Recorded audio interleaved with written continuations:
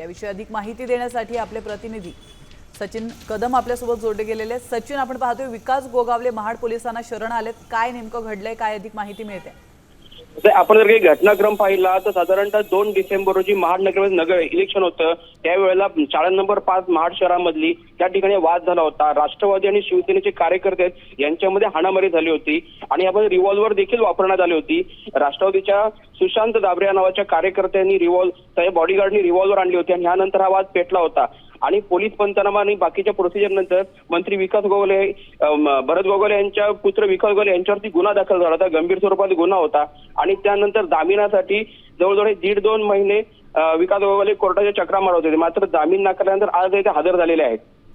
नक्कीच, धन्यवाद सचिन, तुम्ही दिलेल्या महत्त्वपूर्ण माहितीबद्दल। आपण पाहतोय साधारण 1.5 महिन्यांपूर्वी एक घटना घडली होती, त्या ठिकाणी रिव्हॉल्वरचा वापर करण्यात आला होता, तेव्हाची ही दृश्य आपण पाहतोय आणि त्यानंतर आज अखेर भरत गोगावलेंचा मुलगा हा पोलिसांसमोर शरण आलेला आहे। त्यांच्यावरती गंभीर स्वरूपाचा गुन्हा दाखल करण्यात आलेला आहे। आता पोलीस कसा तपास करतात आणि पुढची कारवाई त्यांच्यावरती काय होते याकडे देखील आपलं लक्ष असणार आहे।